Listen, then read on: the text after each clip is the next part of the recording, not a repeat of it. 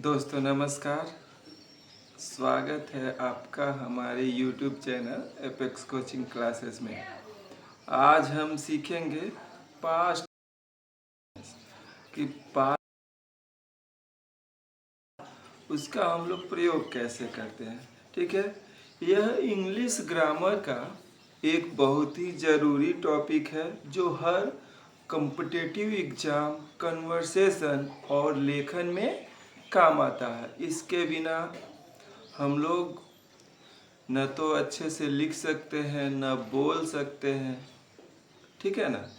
तो हम लोग इस वीडियो में जानेंगे कि इसका पहचान क्या होता है, इसका हम लोग रचना कैसे करते हैं, साथ ही साथ इसका simple sentence, negative sentence, interrogative sentence और इंट्रोगेटिव और निगेटिव सेंटेंस के बारे में हम लोग जानेंगे और कुछ प्रैक्टिस भी करेंगे। ठीक है, तो चलिए हम लोग अपने वीडियो की शुरुआत करते हैं। तो सबसे पहले पहचान। तो पास्ट इंडेफिनिट टेंस का प्रयोग वहाँ होता है जब कोई कार्य भूतकाल में हुआ हो, पास्ट में हुआ हो और समाप्त भी हो गया हो। ठीक है ना।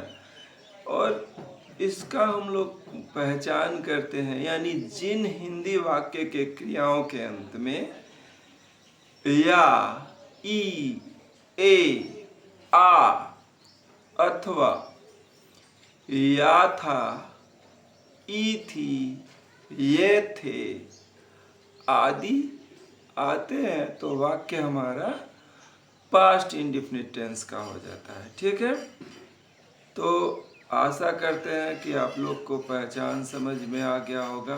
चलिए अब हम लोग पास्ट इंडेफिनिट टेंस के सिंपल सेंटेंस का स्ट्रक्चर देख लेते हैं।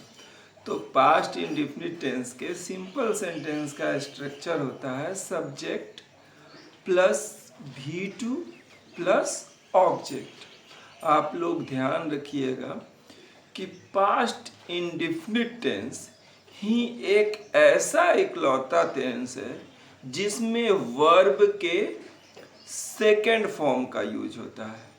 ठीक है, पास्ट इंडेफिनिट के सिंपल सेंटेंस में ही सिर्फ और सिर्फ वर्ब के सेकेंड फॉर्म का यूज होता है और इसके अलावा कहीं भी वर्ब के सेकेंड फॉर्म का यूज नहीं होता है।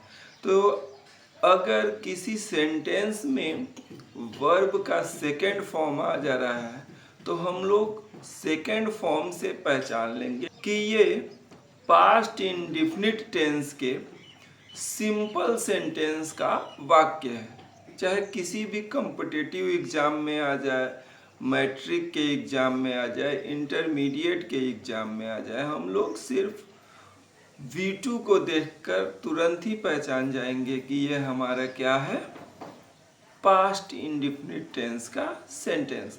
तो चलिए बोर्ड के माध्यम से हम लोग कुछ वाक्यों को अंग्रेजी में ट्रांसलेट करते हैं। ठीक है, तो हमारा पहला सेंटेंस है उसने खाया। तो उसने खाया, अब इसमें देखिए खाया अंत में क्या आया है, या, तो या आ गया, तो ये हमारा पास्ट इंडेफिनिट टेंस का होता है।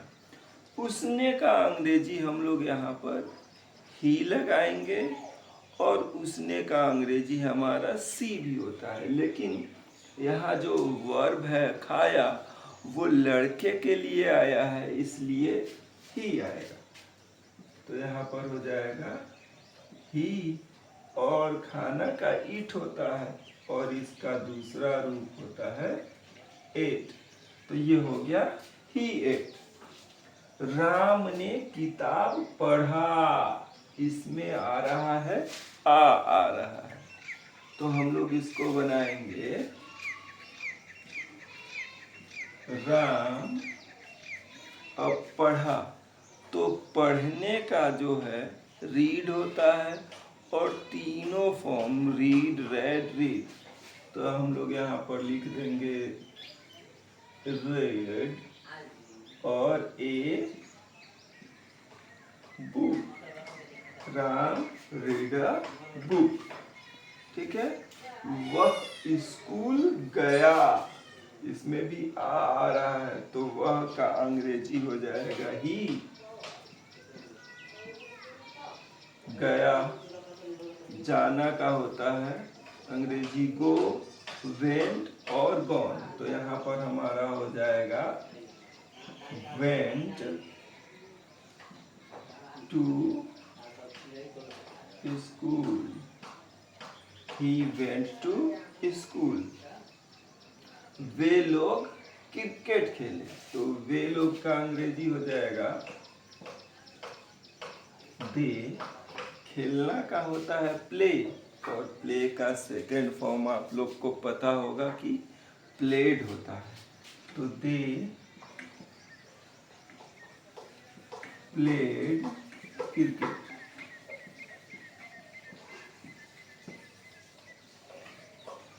They played cricket. अब नीचे एक लास्ट वाक्य देख लीजिए, कितना इंटरेस्टिंग है। गया गया गया, तो यहाँ पर देखिए 3 गो गया शब्द आया है और तीनों का अर्थ अलग अलग है। एक गया हमारा किसी व्यक्ति का नाम है, दूसरा गया हमारा ऑब्जेक्ट है, बिहार के एक जिले का नाम गया है जो अब गया जी के रूप में जाना जाता है, और तीसरा गया हमारा क्या है, वर्ब। तो ठीक है, इसका हम लोग बनाते हैं गया वेंट गया। तो गया गया गया का ट्रांसलेशन हो जाएगा गया वेंट गया। ठीक है, तो आप लोगों ने देखा कि पास्ट इंडेफिनिट टेंस का सिंपल सेंटेंस को बनाना कितना आसान है। बस इसमें क्या ध्यान रखना है कि पास्ट इंडेफिनिट टेंस के सिंपल में हमारा वर्ब के सेकेंड फॉर्म का प्रयोग होता है। ठीक है, चलिए अब इसके बाद हम लोग पास्ट इंडेफिनिट टेंस के निगेटिव सेंटेंस का स्ट्रक्चर देखेंगे और साथ ही साथ उसके कुछ निगेटिव सेंटेंस को हम लोग ट्रांसलेट भी करते हैं। तो चलिए अब हम लोग पास्ट इंडेफिनिट टेंस के निगेटिव सेंटेंस को देख लेते हैं, उसका स्ट्रक्चर देख लेते हैं और साथ ही साथ उसका हम लोग ट्रांसलेशन कैसे करते हैं अंग्रेजी में, ये भी देख लेते हैं। तो यहाँ पे एक और चीज़ आप लोग ध्यान रखिएगा कि डिड के साथ हमेशा वर्ब का फर्स्ट फॉर्म ही आता है और कोई फॉर्म नहीं आता। तो निगेटिव सेंटेंस का स्ट्रक्चर होता है हमारा subject plus did plus not plus verb one, उसके बाद हमारा ऑब्जेक्ट आता है। ठीक है, तो चलिए हम लोग बोर्ड के माध्यम से कुछ एग्जाम्पल्स देख लेते हैं। तो पहला है उसने चाय नहीं पी। देखिए यहाँ पे नहीं वर्ड आ गया है, तो ये हमारा निगेटिव सेंटेंस है। तो चलिए देखते हैं कैसे बनाते हैं।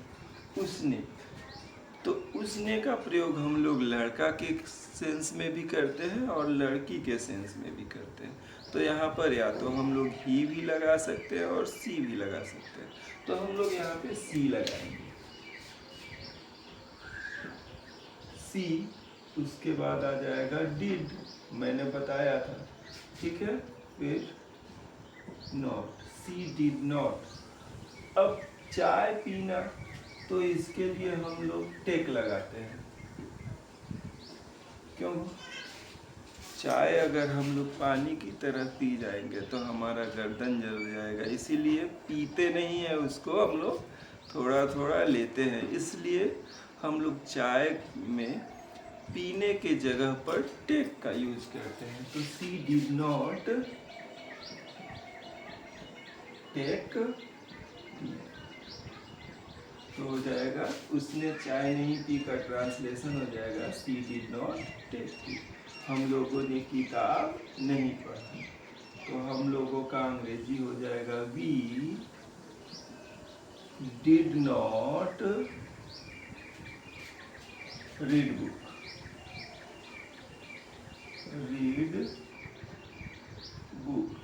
Baby did not read book, गाय ने दूध नहीं दिया, तो हो जाएगा द काऊ डिड नॉट। ठीक है,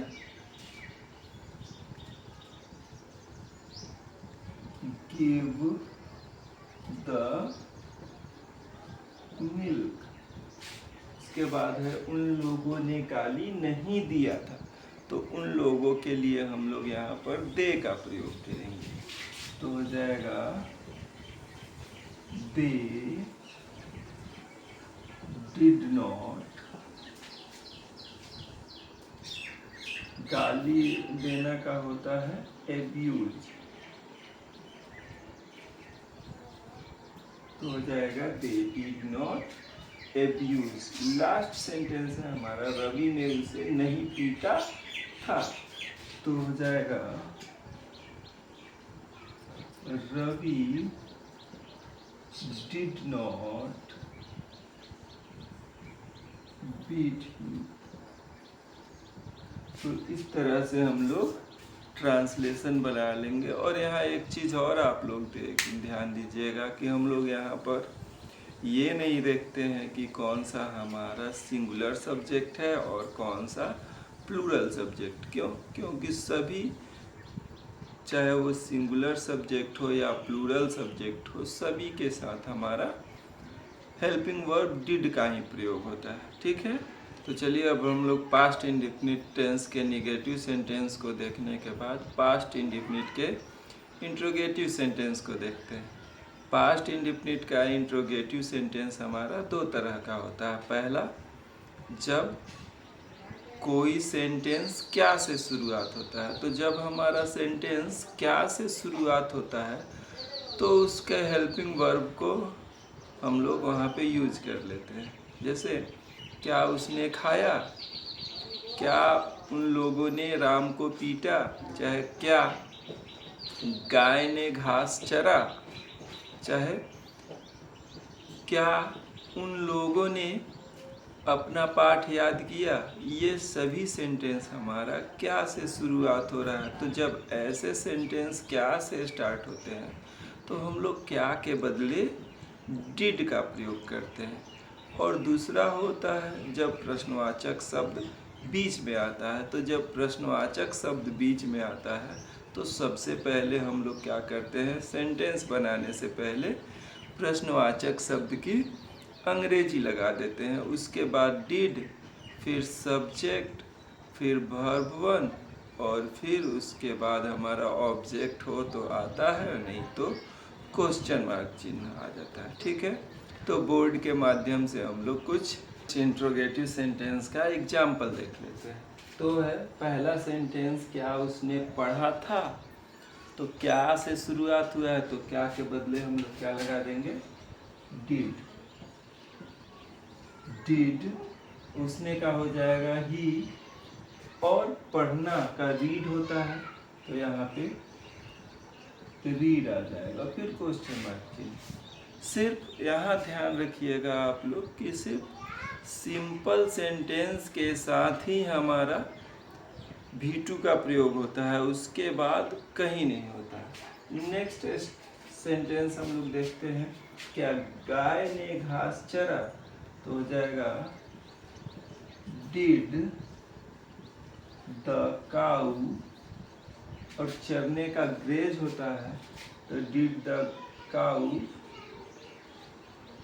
ग्रेज द ग्रास, फिर क्वेश्चन मार्क चिन्ह लग जाएगा। अब वे लोग कहाँ गए थे, तो यहाँ पे प्रश्नवाचक शब्द बीच में आ गया है। तो जब प्रश्नवाचक शब्द बीच में आ जाता है तो उसकी अंग्रेजी लगा देते हैं। तो वेयर, फिर लग जाएगा हमारा डिड, और वे लोग का अंग्रेजी होता है दे। वेयर डिड दे, फिर गए थे तो गए यानी जाना, और उसका फर्स्ट फॉर्म लग जाएगा गो।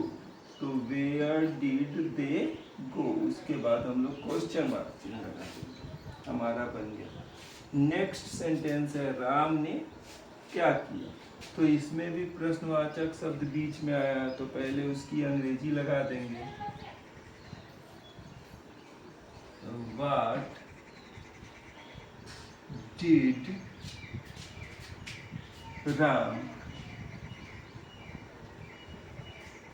डू, फिर क्वेश्चन मार्क चिन्ह लगा देंगे।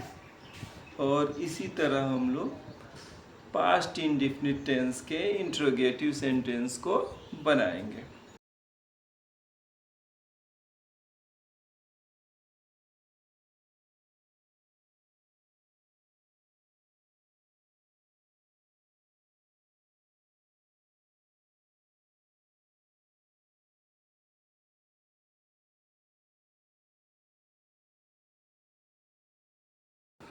तो चलिए अब हम लोग पास्ट इंडेफिनिट टेंस के इंट्रोगेटिव और निगेटिव सेंटेंस को देखते हैं। तो इंट्रोगेटिव और निगेटिव सेंटेंस को बनाने के लिए हम लोग अपने स्ट्रक्चर को फॉलो करते हैं, ठीक है ना। तो चलिए आज हम लोग बोर्ड के माध्यम से हम लोग देखते हैं कि इंट्रोगेटिव और निगेटिव सेंटेंस के वाक्यों को कैसे बनाते हैं। तो यहाँ पे ध्यान दीजिए कि क्या भी आया है और नहीं भी आया है। तो इंट्रोगेटिव भी हो गया और निगेटिव भी हो गया। तो कैसे बनाएंगे, तो चलिए देखते हैं। क्या से शुरुआत हुआ है तो हम लोग क्या के बदले डिड का प्रयोग करेंगे। डिड राम, फिर आ जाएगा हमारा not. Did Ram not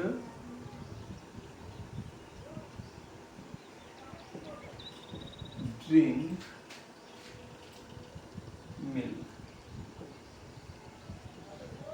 question mark चाहिए। Did Ram not drink milk. क्या सीता घर नहीं आई है, तो फिर क्या से शुरुआत हुआ है तो क्या के बदले डिड आ जाएगा। Did Sita not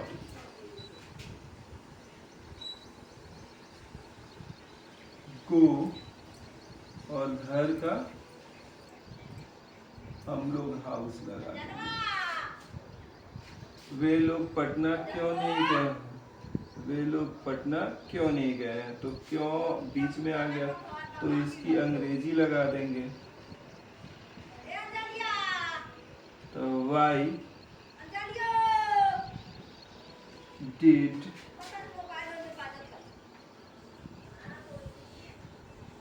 they not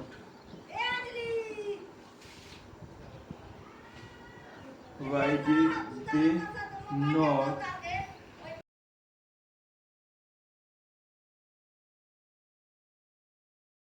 to Patna, फिर क्वेश्चन मार्क चिन्ह लगा देंगे। मोहन स्कूल से क्यों नहीं आया, तो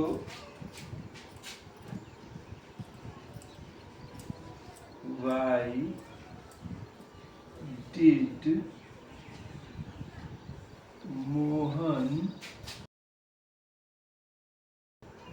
नॉट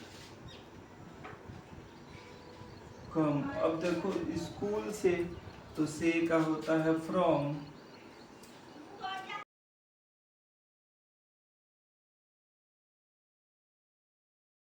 स्कूल क्वेश्चन मार्क। तो चलिए हम लोग पास्ट इंडेफिनिट टेंस के इंट्रोगेटिव और निगेटिव सेंटेंस को हम लोग देख लेते हैं कि उसको हम लोग कैसे ट्रांसलेशन बनाते हैं, ठीक है। तो चलिए बोर्ड के माध्यम से देखते हैं। तो पहला सेंटेंस है, क्या राम ने दूध नहीं पिया। तो देखिए क्या से शुरुआत हुआ है और नहीं भी आया है, तो इंट्रोगेटिव सेंटेंस भी है और निगेटिव सेंटेंस भी है। तो जब ऐसे सेंटेंस होता है तो हम लोग क्या के बदले डिड का प्रयोग कर देते हैं। तो होगा हमारा डिड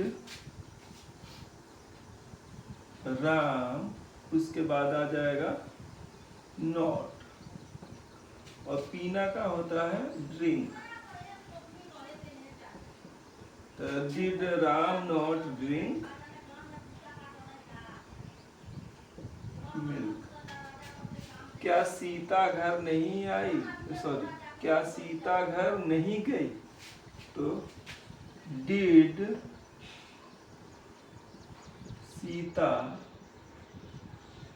नॉट गई का हो जाएगा यहाँ पे गो, और घर का हम लोग यूज करेंगे हाउस, क्वेश्चन मार्क चिन्ह लग जाएगा। Did Sita not go house, वे लोग पटना क्यों नहीं गए, तो वाई डिड दे नॉट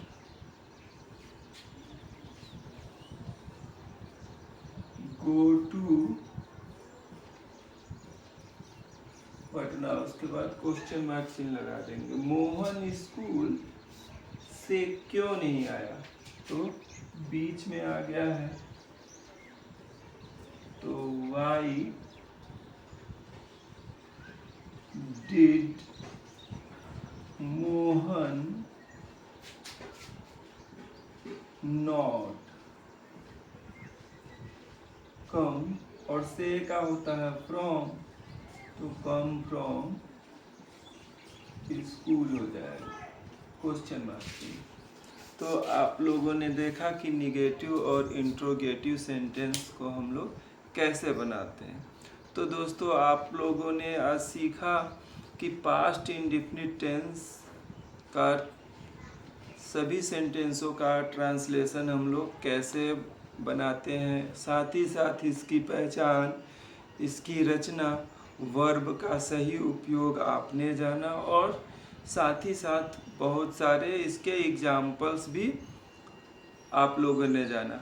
अगर ये क्लास आपको पसंद आई हो तो इसे लाइक करें, सब्सक्राइब करें और वीडियो को दूसरों लोग के साथ शेयर करें। ठीक है, मिलते हैं हम लोग नेक्स्ट क्लास में।